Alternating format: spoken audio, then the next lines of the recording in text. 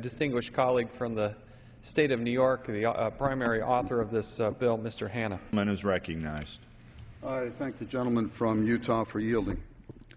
Mr. Speaker, I rise today in proud support of H.R. 2061, the Civilian Service Recognition Act of 2011. First, I'd like to thank a few of my colleagues for helping to bring this bill to the floor. My friend and colleague and New Yorker, Maurice Hinchy, one of the original co-sponsors of this bill. My neighbor and friend in the Cannon office building and someone who's been supportive of this effort from the very beginning, Donna Edwards, representative from Maryland. Oversight and Government Reform Committee, Chairman Darrell Issa, and Ranking Member Elijah Cummings for their support on this bill. The entire staff of the Oversight and Government Reform Committee for its work on this bill. And in addition, Mr. Speaker, I'd like to thank the people who prompted the introduction of this bill, Grant Reher and Terry Newell. These gentlemen penned a joint opinion in an editorial page in the Syracuse Post-Standard suggesting that a legislation be introduced to honor civil servants who are killed in the line of duty. Mr. Speaker, this bill is quite simple.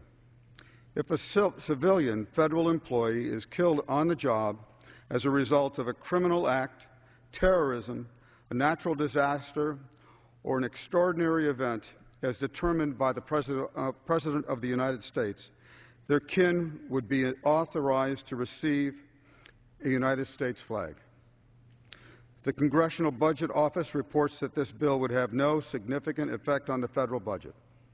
Mr. Speaker, since 1992, almost 3,000 civilian federal workers have been killed while on duty, both in places like Iraq and Afghanistan and Haiti, but also in places like Oklahoma City and Austin, Texas.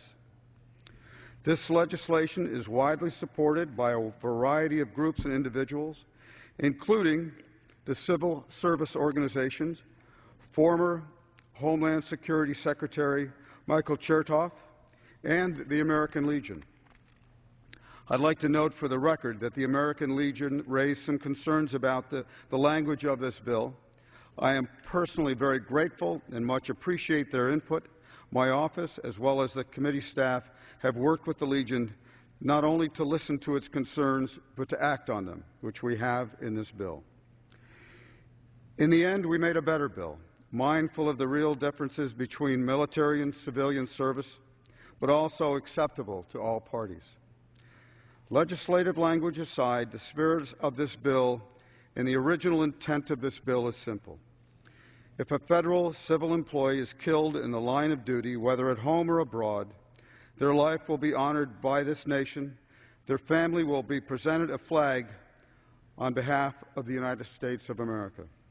More than 2 million federal civilian employees work within our country in countless overseas posts, many of them in dangerous jobs at Customs and Border Protection or the FBI, just to name a couple of examples. This is a modest but significant benefit in honor of these dedicated individuals who sacrifice on our behalf. Until the September 11th attacks, the largest terrorism attack on American soil took place in 1995, also the Oklahoma City bombings.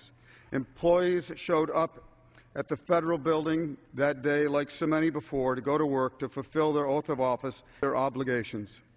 Ours is a grateful nation, one that values the sacrifices made in honor of this country. Mr. Speaker, a life can never be repaid, but it can be honored. Mr. Speaker, I urge all my colleagues to join me in support of H.R. 2061, and I yield back the balance of my time. Gentleman reserves. Continue to reserve. Gentleman from Maryland. I yield myself such time as I may consume. Mr. Speaker, again, I wholeheartedly support this legislation, and I think it's a very, very important piece of legislation. And I want to congratulate Mr. Hanna and all the co-sponsors for it. At the same time,